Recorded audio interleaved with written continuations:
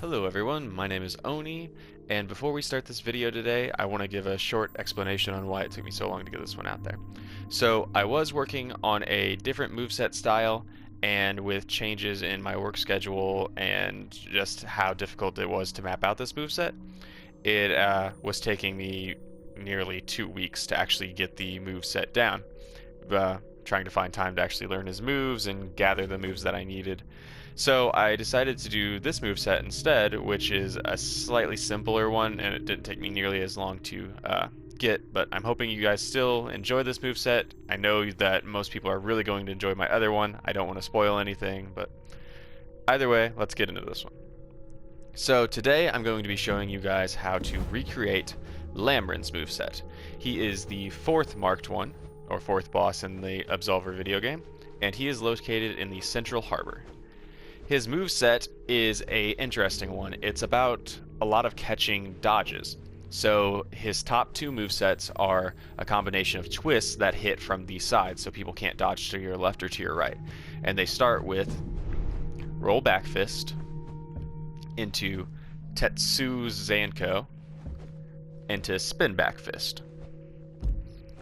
And he'll usually finish off this combo and then go into one of his heavy combos, or possibly down into the second combo, or the third combo down, which is going to be parry and strike. I'll get onto those later, but that's just a little brief introduction on some of his combo moves.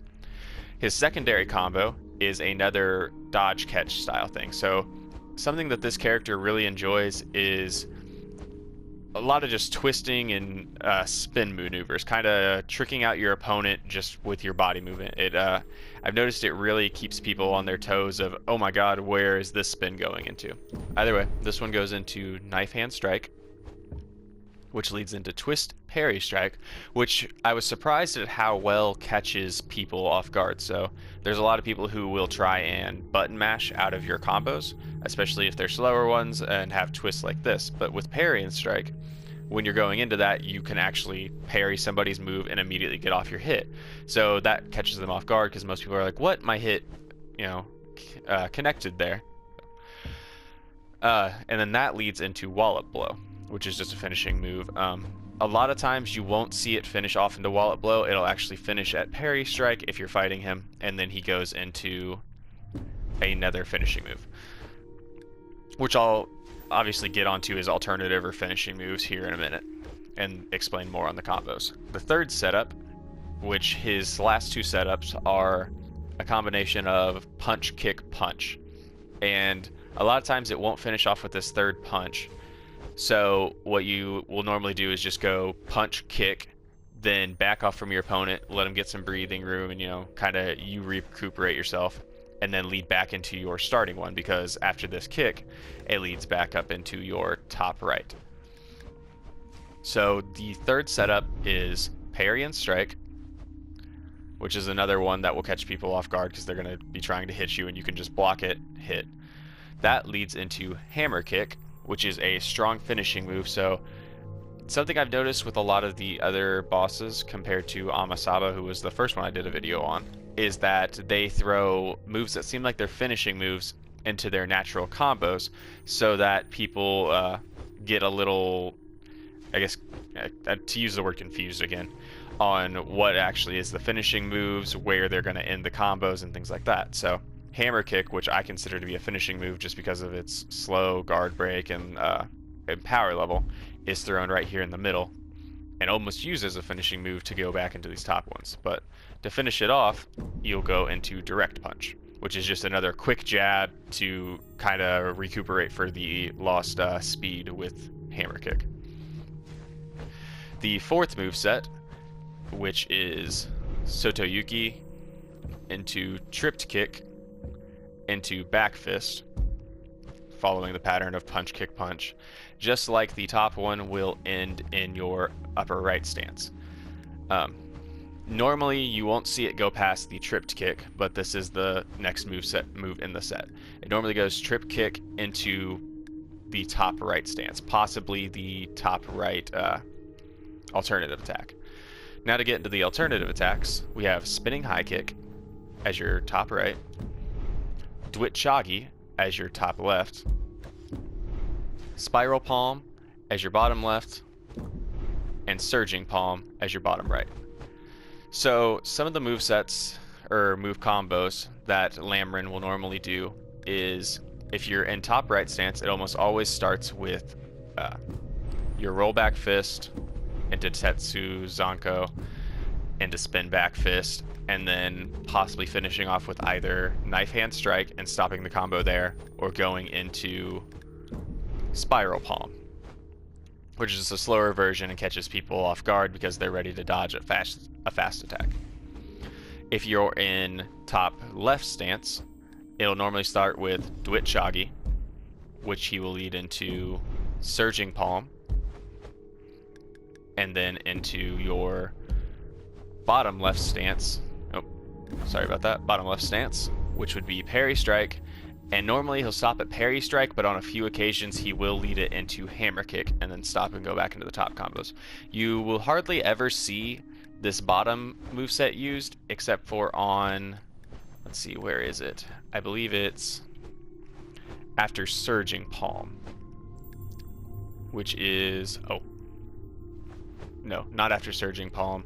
It's after, okay, so another combo, I forgot about this one, would be Dwit Chagi into Soto Yuki.